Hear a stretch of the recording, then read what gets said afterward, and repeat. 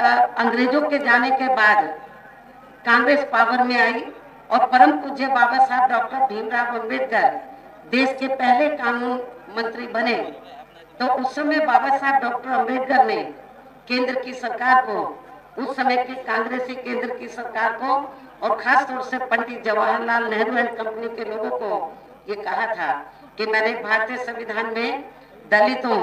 आदिवासियों को जो कानूनी अधिकार दिए हैं उनका सही से पालन नहीं हो रहा है,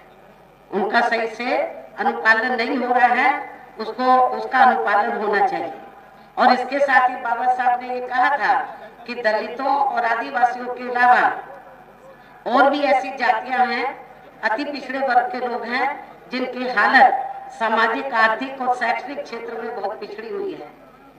तो उन्हें भी आगे बढ़ने के लिए मौका मिलना चाहिए, आरक्षण जैसी सुविधा मिलनी चाहिए। ये बाबा साहब ने उस समय केंद्र में कांग्रेस पार्टी की सरकार को भी कहा, लेकिन कांग्रेस पार्टी ने इस ओर ध्यान नहीं दिया। बाबा साहब ने कहा कि आप कमीशन बैठाएं और रिपोर्ट लीजिए, इनको भी आप अधिकार दीजिए आगे बढ़ने का, अति पिछड़े वर्ग के लोगों को, लेकिन कांग्रेस पार्टी ने इस ओर ध्यान नहीं दिया।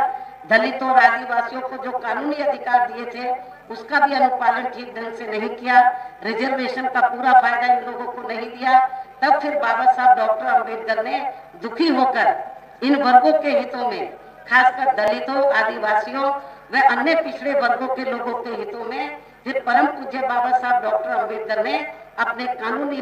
मंत्री पद से इस्तीफा देकर अपने देश के इन वर्गों के लोगों को ये कहा कि मैंने भारतीय संविधान में तो आपको कानूनी अधिकार दे दिए हैं, लेकिन कांग्रेस या इनके चाचा भतीजों की पार्टियों की सरकारों में आपको इनका पूरा लाभ नहीं मिल सकता। इसलिए आप लोगों को तो आपस में भाईचारा पैदा करके संगठित होकर अपनी एक पार्टी बनानी चाहिए और उस पार्टी के माध्यम से केंद्र और राज्यों की सत्ता में आकर आप लोगों को कानूनी अधिकार, अपने लोगों को उसका अनुपालन पूरा कराना चाहिए अधिकारों का। ये बाबा साहब डॉक्टर अंबेडकर ने इस्तीफा देने के बाद अपने लोगों को ये कहा। तो यदि कहने का तात्पर्य यह है कि यदि कांग्रेस पार्टी ने, जो बाबा साहब ने इन वर्गों के लोगों को कानूनी अधिकार दिए हैं, यदि उसका फायदा पूरा दिया होता, लाभ दिया होता, तो फिर बाबा साहब डॉक्टर अंबेडकर को